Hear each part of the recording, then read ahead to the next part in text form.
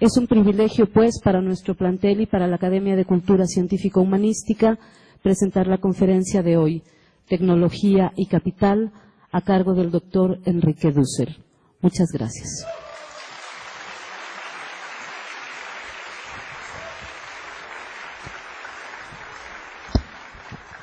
Buenos días. Yo nada más les voy a dar un breve currículum del amplio currículum que tiene el doctor Dussel, ¿no? Para que tratemos de contextualizar los temas que él trabaja, ¿no? Y la obra que ha realizado.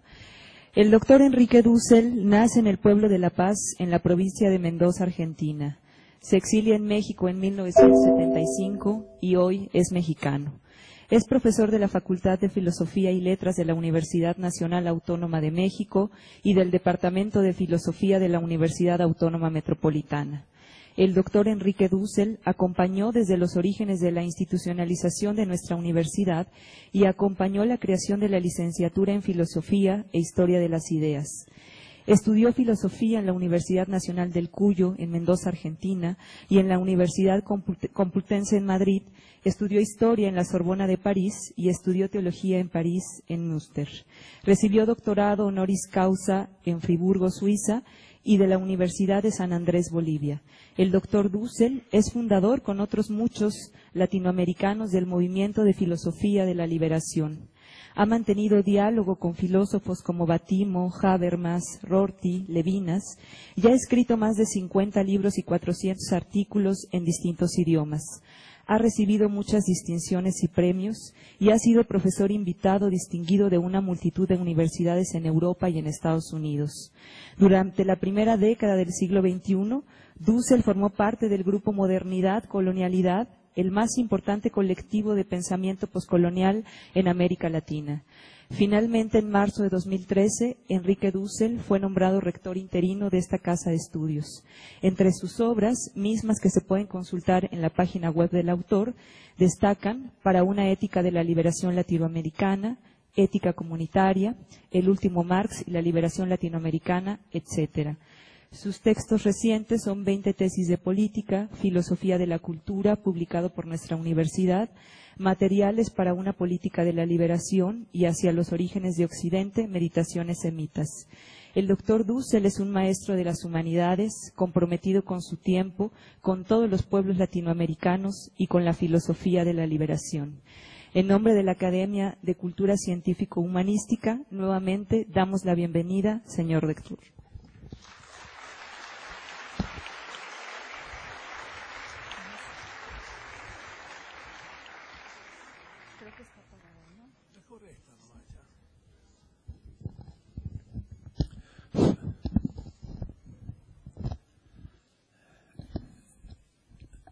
En primer lugar,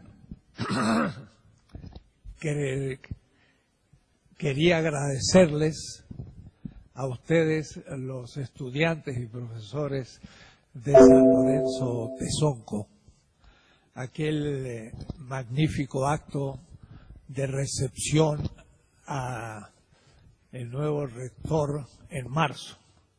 Este ágora pletórico y lleno de estudiantes todavía en plenos conflictos fue decisivo para lo que aconteció después.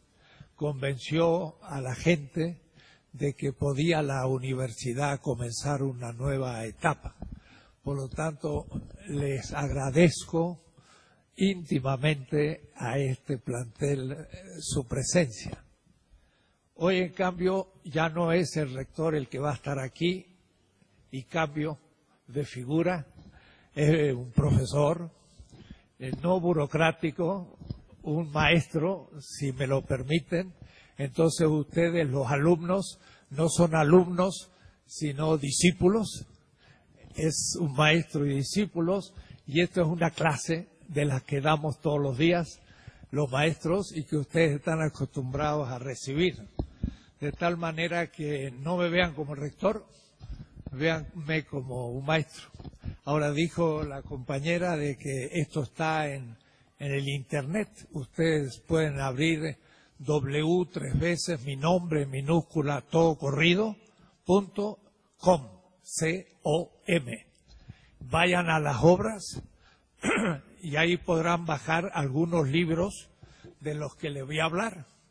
Los pueden bajar y los pueden imprimir gratis, gastarán la tinta y el papel y podrán ampliar lo que les digo. Es más, al fin de la página, entre los capítulos posibles, están cursos. Y acabo de terminar un curso en la UNAM sobre el marco teórico de la charla de hoy. De tal manera que ahí van a tener 16 clases sobre mi próximo libro que estoy ofreciendo al siglo XXI y que ha sido las clases de este último semestre, que se llama 16 tesis de economía política y que es, en cierta manera, el tema que voy a sintetizar ahora en aquello de uno de los puntos posibles, tecnología y capital. Voy a hablar de ese tema y después quizás, no sé cómo está organizado, podrán hacerme preguntas y aclaramos el tema. Comienzo diciendo que hay un trabajo de un autor clásico en el pensamiento mundial que se llama Carlos Marx. Y él en 1853, para los que conocen Marx, creo que aún puede ser una novedad, ya en su cuarto exilio, después de haber sido expulsado de Alemania por sus artículos, de Francia de nuevo por sus artículos, de Bélgica, por último llegó a Inglaterra. Y Inglaterra era el imperio tecnológico militar de la mitad del siglo XIX. Y Marx, entonces exiliado en Londres, iba todos los días al Museo Británico, que en 1857 terminó la cúpula majestuosa de esta biblioteca y sus mesas para leer son circulares. Es un lugar muy interesante para estudiar porque está muy bien iluminado. Fue en 1857 que cuando estaba yo en el Museo Británico, los guías me dicen, se terminó de construir este edificio en 1857. Y dije, Marx empezó los Grundrisse ese año. Quiere decir que el edificio estaba terminado y ya pudo empezar su obra fundamental durante 10 años. Pero 1853 son 4 años antes de los Grundrisse y 5 años después de comenzar su exilio en Londres. Y se llama El Cuaderno Tecnológico Histórico. Es un cuaderno sobre tecnología que yo publiqué en 1984 en la Universidad Autónoma de Puebla, Cuadernos Tecnológico Histórico, extracto de la lectura del manuscrito B56, Londres, 1853. Este trabajo, debo decir, además, lo tradujo mi hijo del alemán al castellano con 18 años. Hoy es director de un instituto China-México en el posgrado de Economía de la Facultad de Ciencias Económicas de la UNAM. Pero era un buen muchacho y a los 18 años se publicó una traducción del alemán al castellano. Creo que hay que ponerse a trabajar y uno desde joven puede empezar a producir. Y yo le puse la introducción a la traducción de mi hijo, que fue cómo Marx concibe el problema tecnológico. Muy interesante este cuaderno, porque Marx era un pobre aunque tenía una biblioteca como de 6.000 libros, sin embargo, siempre fue como un salto de mata en mata, porque nunca tuvo un salario fijo.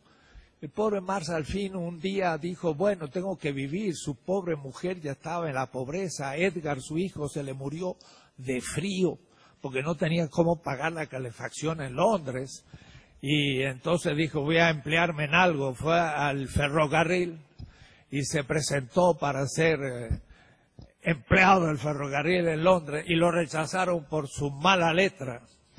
Y efectivamente leer su manuscrito es muy complicado porque tiene muy mala letra gótica además.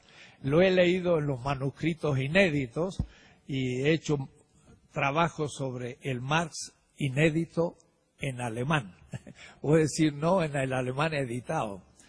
Este trabajo es muy bueno y muy interesante porque más lee 8 grandes autores de lo que en la época se llamaba filosofía de la tecnología.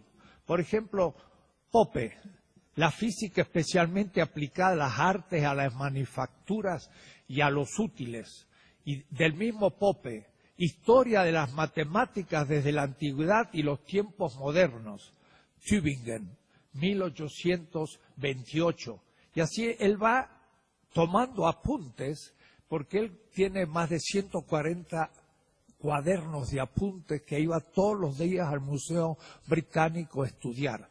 Entonces aquí hay dibujos de máquinas, la máquina a vapor, dibujada por Marx con todos los componentes. Es una cosa muy bonita. Pero no les puedo hablar de ese manuscrito, sino que quiero hablar en conjunto. La tecnología en el capital. Para entender esto hay que empezar a entender qué es la tecnología. Y para entender esto hay que empezar por el comienzo. El comienzo de los comienzos en el problema tecnológico es algo obvio. Somos seres vivos. Como una ameba unicelular es un ser vivo. Y en la lógica de la ameba, una sola célula, tenemos ya como el 99% de nuestras funciones. Puede decir, una ameba tiene una membrana, lo cual significa que hay un exterior y un interior.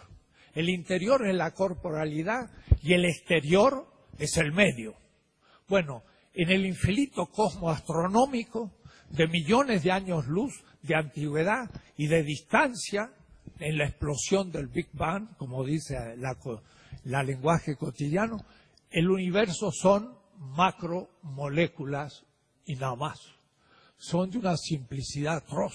El sistema astronómico. Una célula es millones de veces más complejo que el universo. Si es que no hay otra célula por ahí, en otro sistema que por ahora no hemos descubierto. Es decir, somos un aislado sistema que se da en la Tierra donde surge la vida. La vida, entonces, tiene una membrana externo-interno. Es el único interior que existe en el universo. Porque el interior de la Tierra, que está abajo de la superficie, no es algo distinto físicamente que todo el universo. Mientras que el interior de una célula hay vida. Y el exterior de ella es el medio que permite a la vida en su metabolismo permanecer en vida. Esa ameba tira un pseudópodo y absorbe un poco de una sal para alimentarse. El otro día estuvo en México Lula y apoyó un sistema contra el hambre. Bueno, Lula lo logró en Brasil, yo no creo que otros lo logren tan rápido en otros países y quizá no se dio cuenta de su instrumentalización política.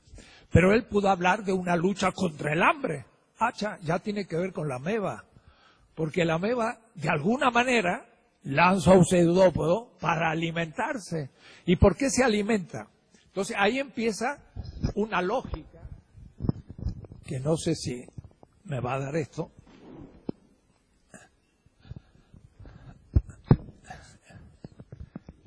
Una lógica que ya va a estar detrás de la tecnología. O es decir, cuidado, no, déjalo.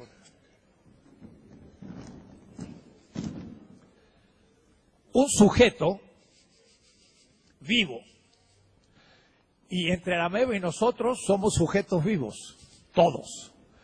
Y va a ser la vida el tema. Y el capital, la antivida. Tecnología y vida. Van a ver ustedes cómo se desarrolla el argumento. Somos vivientes. Como somos vivientes, consumimos energía y materia. Y como consumimos energía y materia, tenemos necesidades. Obvio. Necesidades. ¿Qué es una necesidad? Diría el filósofo Sartre, es una negatividad. Es una falta de. Por ejemplo, en el comer, una falta de comer. Y eso va a producir hambre. La ameba, que no tiene estómago porque es una unicelular, sin embargo, tiene algún tipo de conexión con el alimento posible y lanza un pseudópodo. Miren ustedes la complejidad inmensa para poder hacer ese movimiento, y es una sola célula. Nosotros tenemos millones de células, miles de millones. No nomás que en el neocórtex tenemos 100.000 millones de células, es decir, cerebrales. Entonces, estas a su vez tienen hasta 200.000 conexiones. Es decir que si tomo 100.000 millones y las multiplico por 200.000, mire la complejidad de un cerebrito chiquito de cada uno de nosotros. Pero bueno, eso viene después. Tenemos necesidades. ¿Qué hacemos? Tenemos que entonces tener satisfactores. Satisfactores es el alimento, lo que nos satisface. Esto es la naturaleza. La naturaleza como medio. En todo el universo no hay un interior y un exterior, y por lo tanto no hay un medio donde la vida permanece. Ya lo hay en la ameba y lo hay en nosotros. El medio que es el medio ambiente, el problema ecológico, es donde las necesidades se cumplen. ¿Qué significa cumplir una necesidad? Significa que el satisfactor puedo consumirlo y entonces negar la negación. ¿Qué significa negar la negación? Negar el hambre. Y el hambre es un no tener comida.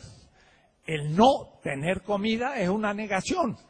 Y negar la negación es la satisfacción. Este ciclo, que ya nos podría llevar un semestre, porque esto es complejísimo, le voy a llamar el ciclo de la vida. Aquí todavía no hay tecnología. Hay alguna, pero muy elemental. Pero, como ustedes ven, yo he dicho que hay necesidad y el satisfactor lo consumo, pero no es tan simple la cosa.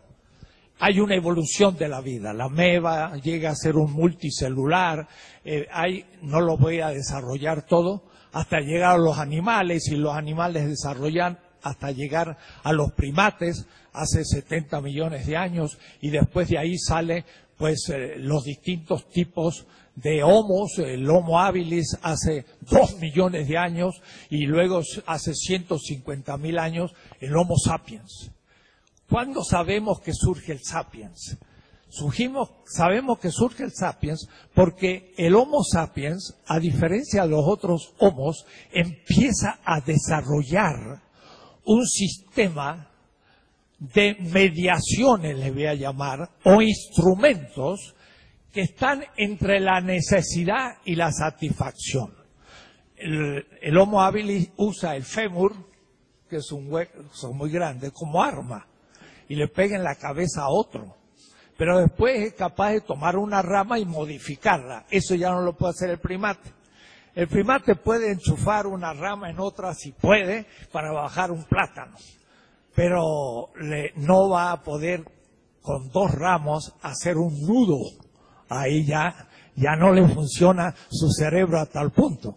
El Homo sapiens aparece, y el Homo, por un desarrollo de los instrumentos. ¿Los instrumentos qué son? Los instrumentos son una manera de poder habérselas con la naturaleza por algo que no existe en un primer momento aún en el desarrollo de la especie humana, que son instrumentos cada vez más elaborados, porque el ser humano sí empieza a trabajar. Entonces, el sujeto viviente tiene necesidades, pero ahora va a tener que tener instrumentos, y estos instrumentos van a desarrollar a la naturaleza como materia de trabajo. Aquí no había trabajo, o si había trabajo era solamente para agarrar un plátano de un árbol. Pero cuando se me terminaron los plátanos, dije, y ahora hay que plantar el plátano. Y entonces surge el trabajo. El trabajo y el instrumento, ya tenemos el problema de la el problema de la tecnología en su origen. Y entonces, aún la humanidad, luego viene, claro, el consumo y la sobrevivencia. Por aquí es que se va a dar la historia de la tecnología. En el Paleolítico, ya el Homo sapiens hace 150.000 años, hace 100.000 años, el ser humano, ¿qué hacía? Era un recolector de raíces. Recolectaba por su trabajo lo existente en la naturaleza. O cazaba los animales, claro, tenía que desarrollar la técnica de la caza, pero de todas maneras corría la liebre o cazaba un ciervo o una vaca o como ustedes quieran. Y después aún recolectaba, recolectores. Pero la gran revolución es la que empieza ya, y yo lo dije en mi charla cuando tomé el rectorado aquí, es el Neolítico. El Neolítico supone dos grandes revoluciones tecnológicas. Primero, la agricultura. Ya no vamos a recolectar raíces o tomar plátano de los árboles. Ahora vamos a producir alimentos. Y entonces se racionaliza el parasitismo vegetal y animal, yo digo. Somos parásitos. Somos como gusanitos que comen hojas y que se comen los otros animales. Somos parásitos. Y al comienzo indefensos ante los grandes tigres y leones, el animal homo estaba en las ramas bajándose de ellas en el este del África, ciertamente, por ahí, por el lago Victoria, Nigeria, Uganda, ahí nació la especie humana, ciertamente. Pero este ser humano ahora domesticó, racionalizó su parasitismo vegetal. Como no podemos hacer el proceso fotosintético, nos comemos a las hojitas y a los vegetales que ya lo hacen. Y como no podemos tampoco vivir solo de ramas, cuando el primate tuvo que bajarse de los árboles en el África Oriental porque se le secaron las selvas, se tuvo que poner de pie para ver un poco más lejos. Y esto le modificó la nuca, el cerebro, etcétera, y fue la evolución humana. Y esta evolución humana empezó a comer de todo. No solo las hojas de las selvas como los primates, sino que se comió los otros animales también. Y eso que fue el pastoreo.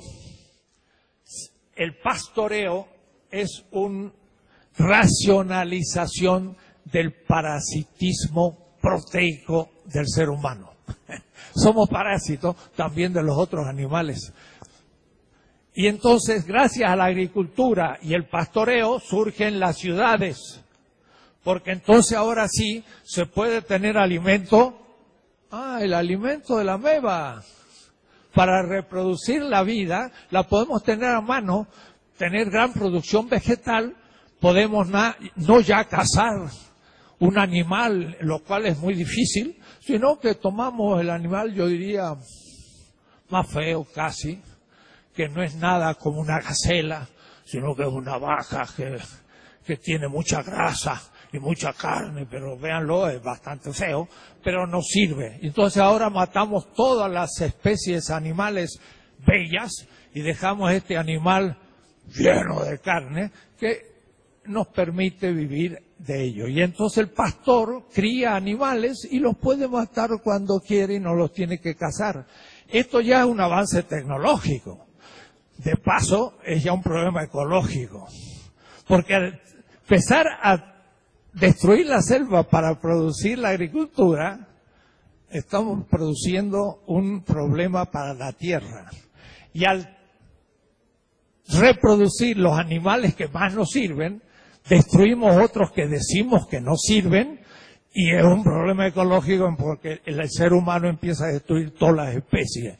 Entonces, es la entropía inevitable del metabolismo de la vida que en el Homo sapiens, se multiplica. Lo expliqué un poco en una otra charla que he dado en otro lugar, pero no lo puedo explicar ahora largamente porque si no, no voy a llegar al tema y se me va a terminar el tiempo. Entonces, aquí estamos en la revolución urbana. Ahí se produce una gran revolución tecnológica porque la ciudad tiene muchos oficios. Sahagún describía 360 oficios diferenciados en el mundo azteca, en este Valle de México. O es decir, que había 360 distintos oficios, cada uno de ellos necesitaban medios tecnológicos de modificación de la naturaleza que permitía la producción de satisfactores distintos para un consumo. Por ejemplo, los que hacían los códigos y los pintaban, suplían la necesidad de tener documentos que nos recordaran las tradiciones como necesidad humana, y era un satisfactor que se consumía al poder releer el códice. Pero entonces había un oficio que era pintar, y otro la agricultura, y otro los tantos oficios de zapateros, de esto y aquello, y enorme cantidad de tecnología. Es decir, hubo una historia de la tecnología creciente. Y en esta historia entra otro elemento, que este trabajo y este satisfactor, aquí satisfactor, pues entra también no solamente en un ciclo vital y en un ciclo productivo, sino que ahora va a entrar en un ciclo económico, porque toda la producción y la tecnología, a ver quién me ayuda acá para borrar, perdón, no, para no perder tiempo, sí, todo, va a ser incluido ahora en un proceso que va a ser económico, y el proceso económico ya se estaba dando siempre, pero ahora tenemos que discernirlo. No había un sujeto vivo solo, sino que había siempre un sujeto vivo, 1, 2 y muchos más, porque es una comunidad. Y entonces no siempre todos hicieron todos los oficios, sino que algunos hacían uno, por ejemplo el agricultor, y el pastor hacía otro, y el guerrero hacía otro oficio, pero el guerrero tenía las armas. ¿De dónde salieron las armas? De los cazadores que cazaban animales. Pero después, en vez de cazar animales, cazaban hombres. Y se hicieron los militares, o es mejor, los guerreros. Y los guerreros entonces en las relaciones sociales dominaban a aquellos que no tenían armas. Por eso que los primeros jefes de las ciudades del Neolítico son por lo general los guerreros, que eran, como digo, los antiguos cazadores. Y entonces tenemos ahora una relación social, no solamente una relación tecnológica con la naturaleza. Trabaja entonces, porque todos tienen necesidades, usa tecnología, y esa tecnología modifica la naturaleza y produce un producto. Maíz. Pero como hay a su vez una relación social, hay un excedente. Excedente significa lo siguiente: el ser humano produce más que lo que necesita para vivir, siempre. Y por eso que a las 4 o 5 horas en realidad ya cumplió sus necesidades de trabajo. En el Paleolítico, el ser humano trabajaba 5 o 6 horas, no mucho. Y eran una sociedad de abundancia, como los indígenas del Amazonas. Ellos pueden vivir perfectamente, reproducen sus tradiciones, tienen miles de mitos. Levi Strauss ha escrito libros y libros sobre los miles de mitos que explican toda la vida. Un Tupinamba de Brasil, muy primitivo, entre comillas, sabe lo que significa nacer, morir, tener el universo, todo, y muchas veces nosotros ni sabemos eso. ¿Qué sentido tiene nacer? ¿Qué sentido tiene morir? ¿Qué sentido tiene el amor? Tenemos que estudiar mucho para llegar. Un Tupinamba lo tiene todo expresado en sus mitos. Y vive una vida ordenada y con sentido humano, trabaja 4 o 5 horas y es una vida de abundancia. Claro, no está tan desarrollada en otras cosas, pero muchas cosas las tiene más desarrolladas que nosotros. Ya veremos después. De todas maneras, hay productos y hay excedentes. Es por el manejo de los excedentes que aparece el sistema económico. El sistema económico no es simplemente el sujeto naturaleza, que es la producción y la tecnología, sino que es el sujeto, y el sujeto como relación práctica. La praxis es relación sujeto-sujeto. La relación económica es la relación del sujeto con la naturaleza a través del producto y el excedente con otro ser humano. Es una relación práctico-productiva. Es más compleja la económica. Entonces, si yo tengo ciencia y tecnología, por ejemplo, la tecnología es la relación sujeto-naturaleza. Pero lo que pasa es que la relación sujeto-naturaleza está subsumida en un sistema más complejo económico, donde incluye la relación de los sujetos, porque es una relación económica. Entonces, hay 3 niveles. El ciclo de la vida, que es la relación ser vivo, naturaleza, satisfacción. El ciclo productivo, que es el sujeto que modifica la naturaleza para producir un satisfactor. Y el ciclo económico, que incluye el ciclo de la vida, porque se cumplen necesidades, incluye el ciclo de la producción, porque es la tecnología, pero además está como una relación social y donde yo compro en el mercado el satisfactor producto que se transforma en mercancía. Es decir, que la tecnología no produce satisfactores solo. La tecnología produce satisfactores productos. Pero por último, esos productos se transforman en mercancías. Y el tianguis de los aztecas, por supuesto, era un mercado. Y tenía un dinero, era el cacao. Tantos puñados de cacao, chocolatl, era pues un zapato.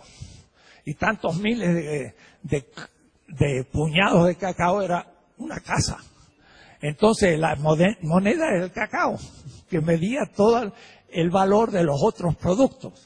Entonces el tecnólogo queda atrapado en un sistema económico inevitablemente y a veces ingenuamente. Entonces ahora empieza mi tema, que es tecnología y capital, recién ahora.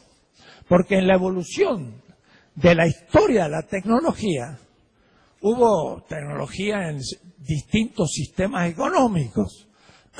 En la Mesopotamia, en el Egipto, en la India, en la China, en el mundo azteca, maya, inca, las grandes civilizaciones, eran sistemas tributarios por lo general. O es decir, el campesino dominado por clases casi siempre guerreras o sacerdotales, etcétera, etcétera, de la producción del campesino, que en gran parte consumía, exigía, por ejemplo, un tributo. Una parte de su producción tiene que ir a la élite dominadora de México, Tenochtitlan, y exigía entonces a un grupo otomí pagarle anualmente tanta cantidad de maíz y tantas huaraches y tantos y había que pagar el tributo porque habían sido dominados militarmente, y entonces el tributo era la manera que la clase dominante o el grupo dominante pues vivía mejor, además pagaba su ejército, la administración y la dominación del sistema. Y entonces los sistemas no eran equivalenciales, porque cierta gente producía el excedente pero ya no lo consumía, sino que se lo consumía la élite o el grupo dominador. Y seguiremos adelante hasta llegar al 1492, la expansión de Europa y lo que llamamos la modernidad.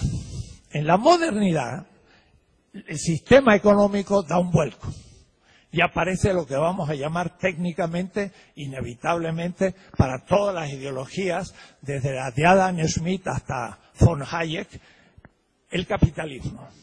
Entonces, el capitalismo, el colonialismo, el eurocentrismo y muchos otros fenómenos son simultáneos y modernos a partir del siglo XV.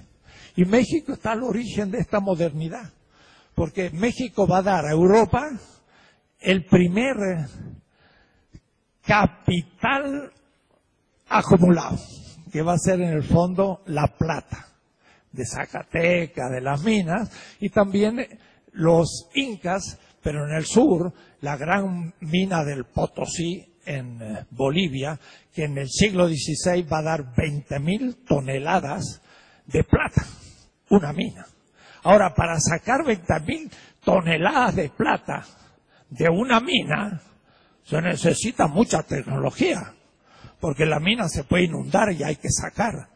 Y hay que sacarla a gran profundidad muchas veces. Y hay que tener buenos picos y palas. Y hay que después separar la plata de lo que no es plata, para la plata pura llevarla desde el Potosí por asnos hasta el puerto del Callao, pasar por el Pacífico, pasar, ¿y con qué? Con una gran revolución tecnológica naviera.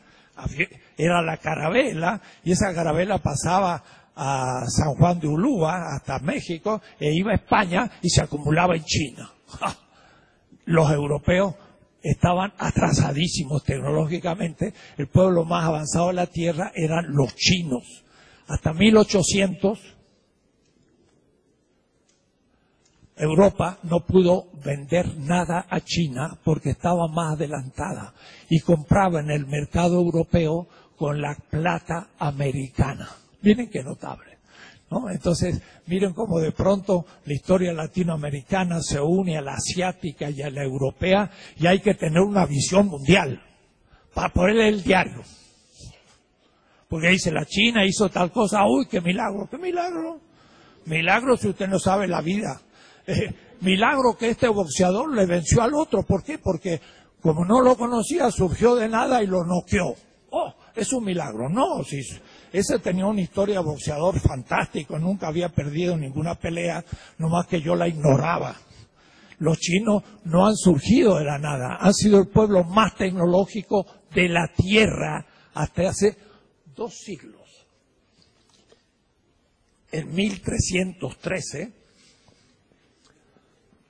se publicó en China un volumen de 600 páginas de la época, en papel, en imprenta, de tecnología. Y Menzi lo muestra, un autor. Pongan en la computadora esta noche 1434 y van a ver toda una bibliografía sobre el tema. Porque es el título de un libro que dice: y la China lanzó el Renacimiento italiano. Leonardo da Vinci no inventó nada. Unos dibujitos hermosos de un paracaídas, de mecanismos muy complejos, de una máquina con otra máquina, este Leonardo era un inventor. Nada, son copias tal cual de la enciclopedia china de 1313, 150 años antes del descubrimiento de la imprenta por Gutenberg, pero impreso en imprenta. ¿Se dan cuenta? Puede decir que estos europeos se creen que inventan todo. Los chinos habían inventado el papel en el siglo VI, la imprenta en el VIII, en el IX habían impreso papel moneda. Los europeos lo van a hacer 1000 años después. Y es un milagro chino. Hay que ser chino para no entender esto. O está en chino, como dicen, pero decimos está en chino, lo cual significa que no conocemos nada. Ellos dirán está en mexicano. Y como ellos dicen, yo no sé si lo dije aquí, pero les doy el chiste. Ustedes han visto que los ojos de los chinos son muy chiquitos y los nuestros son redondos. Bueno, ellos saben lo que dicen los chinos.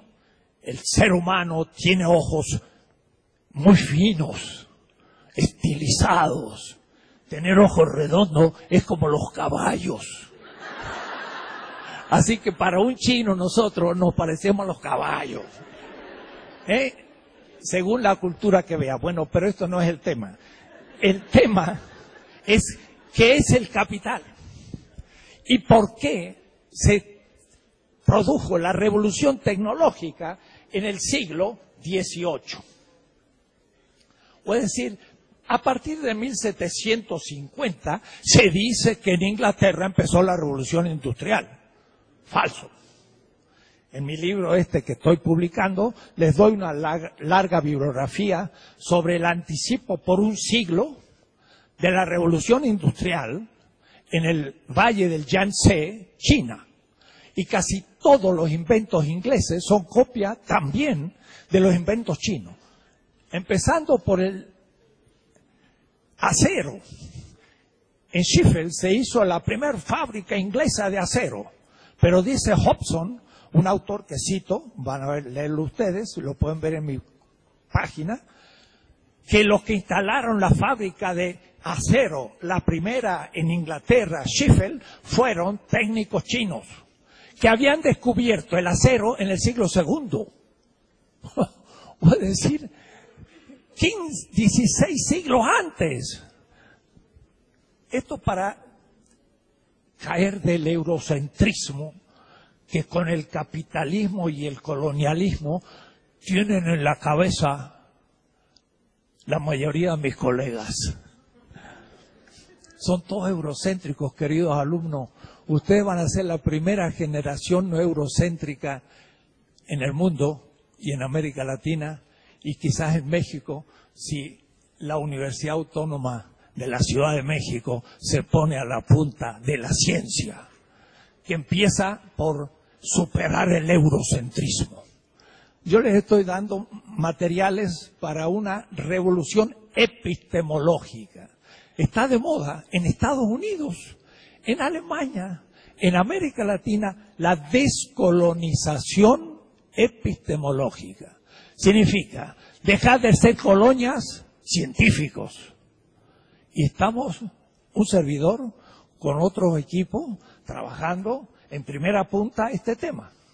Y cuando yo lo explico en las universidades europeas, Berlín, o Duke, o París, que hace poco estuve, yo no le pregunto a los profesores europeos el tema, les enseño a los profesores universitarios para que se descolonicen su propia cabeza europea y norteamericana.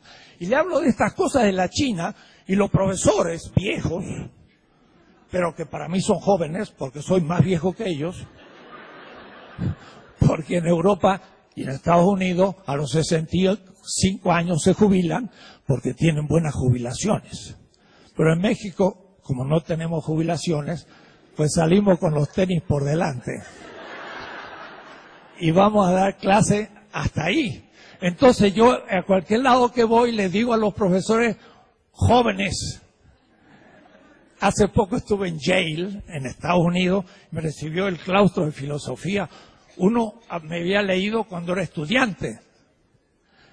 Y Y eran 45, 50 años. Digo, ay, qué claustro joven tienen ustedes. y me sentí el maestro de los profesores en las universidades norteamericanas, europeas. Estamos en la punta crítica de la epistemología mundial. Estas cosas no se dicen en ningún lado. Europa imitó al Oriente y después se puso a la cabeza, de acuerdo. Y hoy, vamos a ver qué pasa. En el siglo XVIII, vuelvo al tema, el capitalismo pasó a una segunda etapa. La primera, del siglo XV hasta el XVIII, fue el mercantilismo. El mercantilismo no hizo realmente una gran revolución tecnológica, sino que utilizó ciertas tecnologías. Por ejemplo, la primera revolucionaria fue la industria, o mejor, la tecnología de la navegación. ¿Por qué? Porque Europa, que era 70 millones de habitantes y 1,5 millones de kilómetros cuadrados, que entraba 2 veces en México, en el 1492 estaba sitiada por el Imperio Otomano y los árabes estaban en Marruecos, en Egipto, en el Medio Oriente, en toda lo que es los desiertos al norte del Himalaya, estaban en Afganistán, en la India con el Imperio Mogol, estaba en Malaca, hasta Filipinas. Los árabes estaban de Marruecos a Filipinas, del Atlántico hasta el Pacífico. Europa era una cultura subdesarrollada, periférica y secundaria en la historia. Los árabes estaban en el centro. Y en Bagdad estaba el centro de la ciencia. En el siglo IX los matemáticos de Bagdad eran los grandes matemáticos de la Tierra. Nuestros números son 1, 2, 3. Arábigos los inventaron en Bagdad los matemáticos. El álgebra es una disciplina de la matemática. No, es el nombre del matemático de Bagdad. El álgebra. Se llamaba así el matemático. Era el MIT de la época, Bagdad, la casa de la sabiduría. Digo esto porque Europa estaba subdesarrollada. Pero ¿cómo hacer para salir de su enclaustramiento? Había que salir al mar. No había de otras, porque los demás estaban perdidos. Entonces, 1441, un invento tecnológico, la carabela. La carabela es un barquito que tiene 30 metros de largo, 40, muy chiquito. Tiene solamente 50 toneladas para llevar. Un nao chino tenía 1.000 toneladas. Descubrieron América, el África, la Australia, antes que Colón, en el siglo XV. Los chinos habían descubierto todo el mundo. Los europeos y portugueses navegaron con mapas chinos.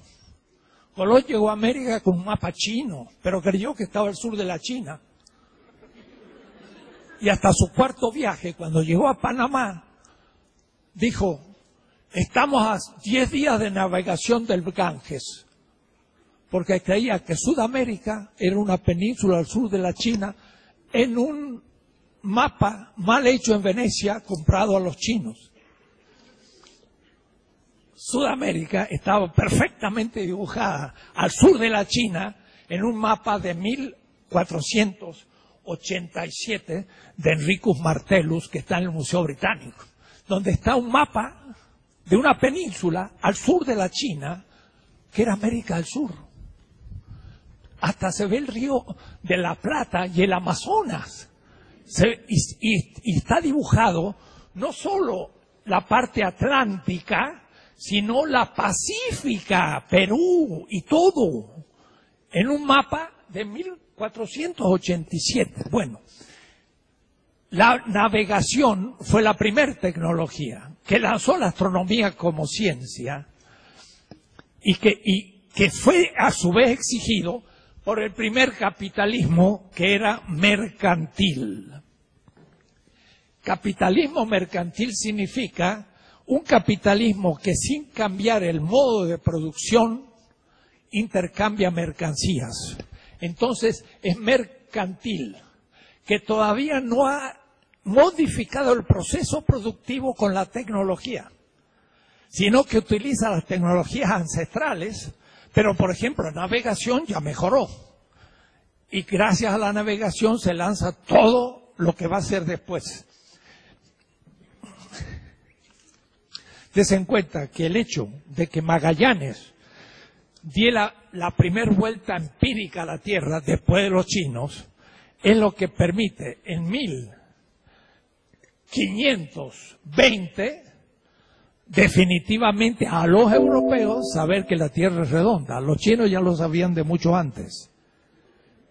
Y cuando Newton, en el 1630 y demás, escriba el principio matemático y el comienzo de la física moderna, estamos a un siglo del descubrimiento empírico de la redondez de la Tierra. Newton es el efecto del descubrimiento del Atlántico y del siglo XVI español. Toda la historia que nos cuentan nos dejan fuera.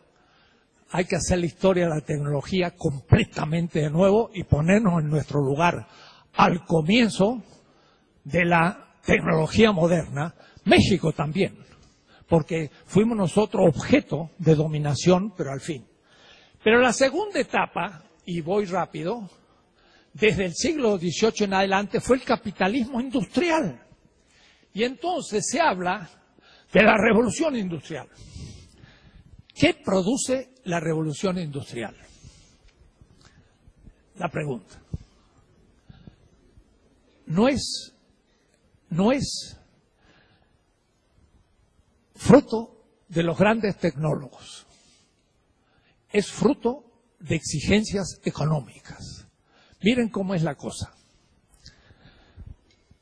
El capital, ¿qué es? Ahora sí paso a Marx. Porque si no sé qué es el capital, corto cabezas como las cabezas de Minerva y vuelven a surgir. Si yo les preguntara a todos ustedes qué es el capital, verían qué experiencia. ¿Que son los bancos? No. ¿Que son los burgueses? No. ¿Que son los obreros? No. ¿Que son las fábricas? No. ¿Que es el dinero? No. Y todo lo que me dijeran le diría no. Y entonces ustedes dirán, ¿y qué es? Mire, si yo tengo dinero, el dinero tiene valor, pero claro, no tengo tiempo para explicárselo. Lo voy a explicar en un curso que voy a dar a un grupo de alumnos, no sé dónde, pero en alguna de los planteles. Como profesor, no como rector. El dinero tiene valor, con eso se compra medios de producción, que es tecnología, que tiene valor. Con eso se paga un salario, que tiene valor. Eso produce un producto que tiene valor. Eso se pone en el mercado y es una mercancía que tiene valor. Y la mercancía se vende con un dinero que tiene valor y además ganancia. Y eso se acumula. ¿Qué es lo que permaneció en todo? Valor. El capital no es el dinero, ni los bancos, ni nada. Es el valor que se valoriza. Entonces, es un cursito a dar. El valor que se valoriza es el capital, que como una espiral creciente se traga la tierra como estos huracanes de Oklahoma que destruyen todo por el camino. Es un huracán creciente, porque si acá hay 10, después hay 15, después hay 20 y va creciendo. El valor. Y miren cómo es para sintetizarlo a la mínima. Cuando produzco esta mesa, como yo no tengo tecnología y lo hago con una sierra tradicional y me dura 20 horas, entonces el producto lo simplifico, tiene 20 de valor. O pongamos que el valor es precio, lo cual es todo un problema, pero pongamos que fuera el precio. Pero si yo tengo ya una sierra automática, ya lo hago más rápido y gasto 15, tiene 15 de valor. Pero otro tiene una mejor tecnología y entonces la usa por 10. La mesa misma tiene 10, 15 y 20 de valor según la tecnología que he usado, porque con mejor tecnología gasto menos tiempo, ahorro salario y bueno, entonces tengo más ganancia. En la competencia, que es la esencia del proceso del mercado, se igualizan los precios. De tal manera que si yo la vendo por 10, la produzco por 10, pero la media es 15, porque 20, 15 y 10, he dado un ejemplo fácil, la media es 15. Quiere decir que el que produjo 20 perdió 5. El que produjo por 15 recupera lo que puso, y el que la produjo por 10 tuvo ganancia extraordinaria, más. ¿Se dan cuenta el tema? El que tiene mejor tecnología recupera lo que puso y además tiene ganancia. Este más 5 le permite mejor su tecnología, hacer más propaganda y liquida a los otros dos capitales que no pueden usar porque están perdiendo. El primero transfiere plusvalor al tercero porque tiene que vender por 15 pero gastó 20. Pero si sacó 6 de plusvalor, todavía gana 1.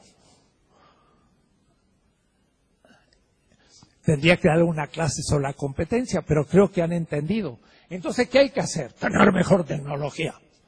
¿Y qué hacen el siglo XVIII los capitalistas nacientes imitando a los chinos en Inglaterra? Lanzan concursos. ¿Quién puede inventar una máquina para no tener que estar dándole vuelta y hacer el hilo para tejidos? Y ahí estaba la gente dándole la rueda, como lo hacían nuestras indígenas, para hacer un hilo. Y entonces, tantas libras esterlinas para el que descubra esto. Nadie se le había ocurrido, pero como era un buen precio, la gente con iniciativa se puso a trabajar y a los 30 años apareció una maquinita que ya empezó a simplificar, a hacer el hilo más rápido. Y así se fueron haciendo concursos pagados por el capital a tecnólogos inexistentes que surgieron por las buenas posibilidades del premio. La economía lanzó la tecnología y fue la revolución industrial. ¿Por qué? Porque el capitalismo es el primer sistema histórico mundial que exige la tecnología para producir una mercancía con menor valor, o es decir, menor precio, en el fenómeno de la competencia. ¿Se entiende? Está fácil, ¿no? Si no está fácil, póngase a estudiar, lean la tesis 7 de mi curso que está en mi página. Hay una, ¿qué es la competencia? Entonces, la revolución industrial, en realidad, fue el fruto de la exigencia del mercado capitalista de producir productos con menos valor. Ya he tocado el tema tecnología y capital, pero diríamos que recién empieza. Porque ahora, miren el problema. ¿Qué tecnología se crea? Aquella que en el corto plazo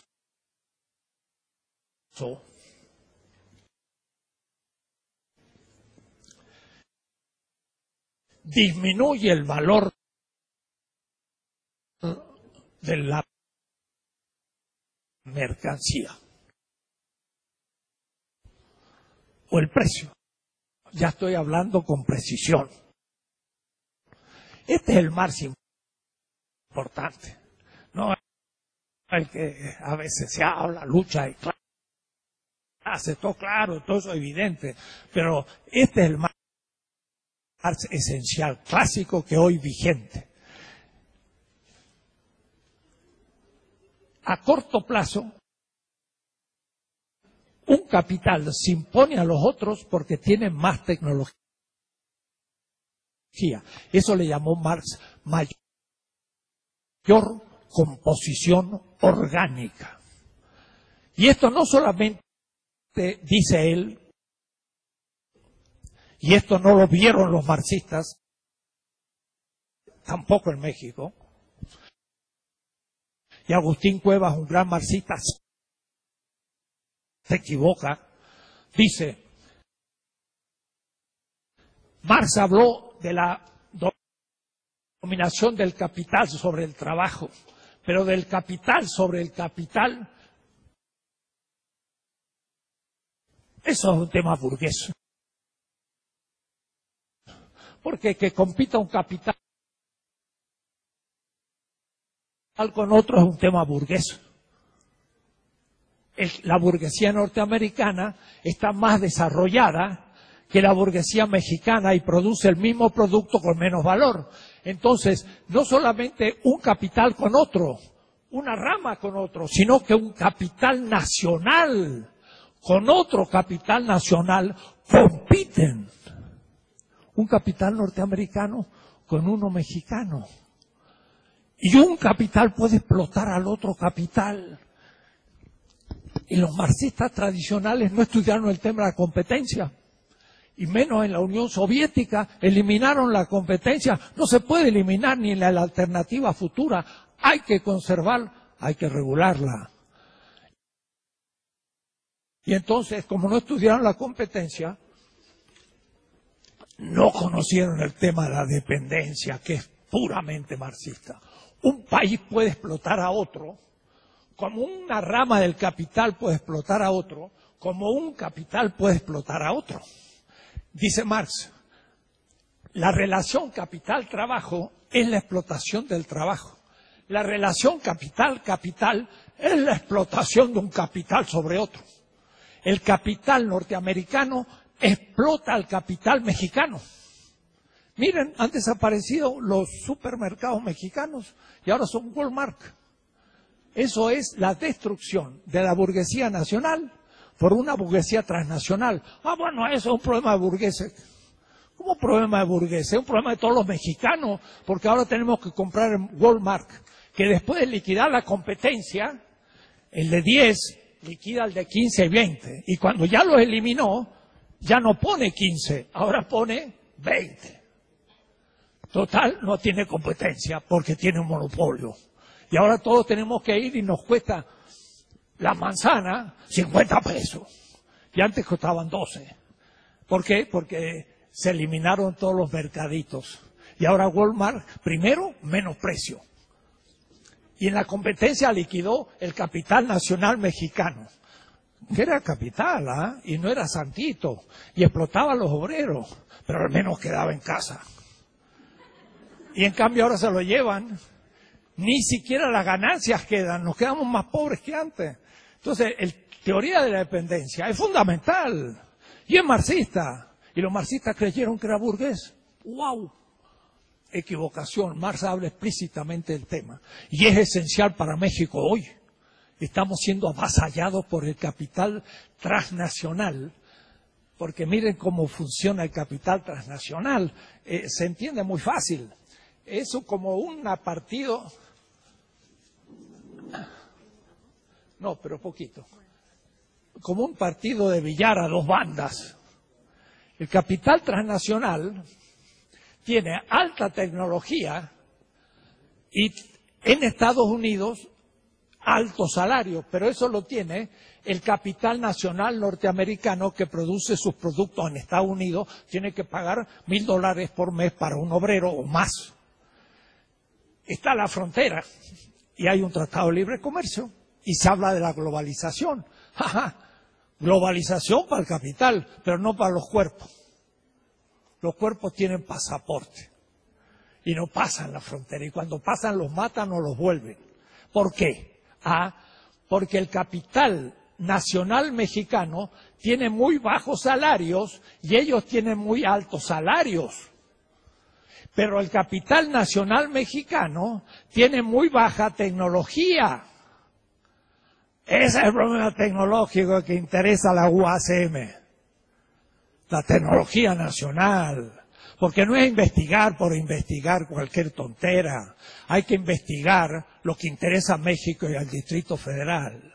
Y eso es un proyecto universitario que tiene el doctor Drucker como yo. Así que coincidimos. Y espero que se entienda. Lo que necesitamos es mejorar la tecnología nuestra.